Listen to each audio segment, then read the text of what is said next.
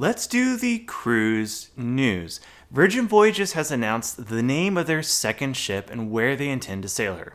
Carnival has hit a few speed bumps, as well as other ships, and of interest to me as a Texan at least, Royal Caribbean is making a big investment in Texas and has announced that they will be homeporting an Oasis class ship in the port of Galveston starting in 2021.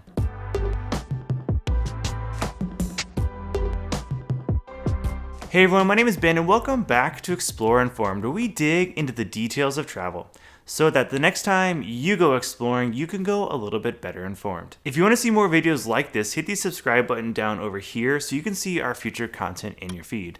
That will help me grow this channel and make more videos like this. Let's start our cruise news with Virgin Voyages.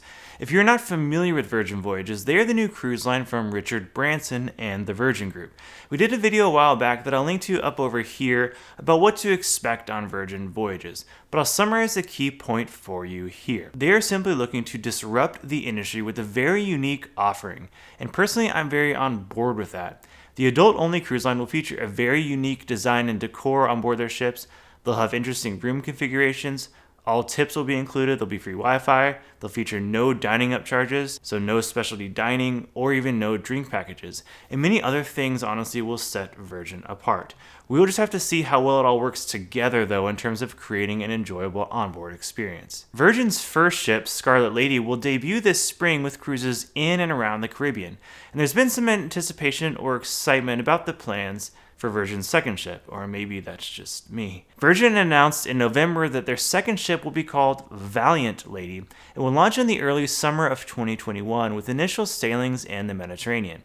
Valiant Lady will port out of Barcelona and will sail away on Sundays, giving sailors time to travel into or explore the city just a little bit. Bookings appear to actually have already opened. I'm filming this in late December, and Virgin is planning 3 different itineraries, including destinations like Barcelona, Ibiza, Monte Carlo, Marseille, Palma de Mallorca, Malaga, Gibraltar, and several others that I frankly cannot pronounce, and I likely mispronounced some of those, so I apologize. Interestingly though, Virgin is including Friday overnight stays in Ibiza on every single itinerary. Overnight or extended stays at ports are becoming more popular, or at least cruise lines have been trying it recently. Royal Caribbean has included late night stays at one of their private island destinations, Coco Key, and several cruise lines planned overnight stays in Cuba when cruises there were more of a thing before all the rules changed. Now, Virgin also noted in their press release that Valiant Lady will continue Virgin Voyages' Scarlet Squad program, which I think is really cool. That program is aimed at building or growing opportunities for females across marine, technical, and hotel management roles, which historically have had very few females. This also includes leadership roles though. For example, the captain of Virgin's first ship is Wendy Williams, who at launch became the first Canadian woman to captain a cruise ship for a major cruise line. Now let's shift from Virgin Voyages to Royal Caribbean and some big news out of the Gulf Coast of Texas. Earlier this month, so December, the Houston Chronicle reported that the Port of Galveston and Royal Caribbean had struck a deal to build a new cruise terminal at a cost of around $100 million for Royal Caribbean. The new terminal is expected to open late in 2021. Most exciting about this announcement is that the new terminal will be large enough to handle an Oasis-class ship, or the new Icon-class ship, which is set to debut in a few years. The Oasis-class ships, which debuted back in 2009, remain the largest cruise ships in the world by a large margin. They are a good 40,000 tons larger and around 80 feet longer than the next largest class of cruise ship.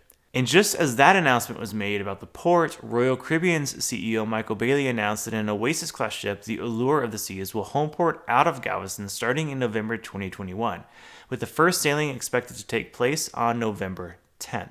Allure will sail 7 night itineraries in the Caribbean. Kind of the other good news about Allure will be fresh off a major overhaul known as an amplification in royal speak that will be completed in mid-2020. The overhaul will replicate many of the changes or existing features on other Oasis-class ships, including the 10-story Ultimate Abyss slide, the addition of several water slides in the pool area, and of course some major restaurant changes. The one caveat here is that based on the responses to this announcement from those who cruise out of Galveston, some improvements may be needed to ease traffic and congestion around the port on departure days, and that will be increasingly important with an Oasis-class ship coming to town that will likely be carrying over 1,000 more passengers than any other ship docking there. In case you aren't super familiar with Galveston, Galveston is a small kind of city or town on a barrier island about an hour southeast of Houston. The cruise port is pretty close to downtown Galveston, and it just isn't super well suited for lots of car traffic.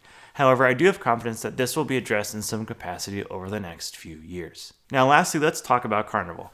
The launch of Carnival's newest and biggest ship, Mardi Gras, has been delayed a few months from August 2020 into November. Carnival has canceled the first 8 sailings on board Mardi Gras, which is the first Carnival ship in a new line that Carnival is describing as the start of something big. In fact, Carnival named the ship Mardi Gras as an ode to their very first ship launched in 1972, the TSS Mardi Gras. The ship will feature new zones, which Carnival described as themed areas for eating, drinking, and fun. The zone concept does sound very similar to their neighborhoods by which Royal Caribbean has segmented their Oasis class ships since their launch in 2009. Carnival's Mardi Gras will also feature the first ever roller coaster at sea, which I'm sure will be just as thrilling as a land-based coaster. While the activities, dining, decor, etc. will all be specific to Carnival, Mardi Gras will actually have a few similar sister ships out at sea from other cruise lines. Carnival has also ordered or already built a few additional ships in the same class, actually, the Excellence class. And they've done that for a few of the other cruise lines in their portfolio that they actually own, including Ada, Costa, and P&O cruises. Now, unfortunately, the delayed launch of Mardi Gras and the associated cancellations were not the only recent headache for Carnival, as on December 20th, the Carnival Glory crashed into the Carnival Legend when maneuvering around the docking area in Cozumel.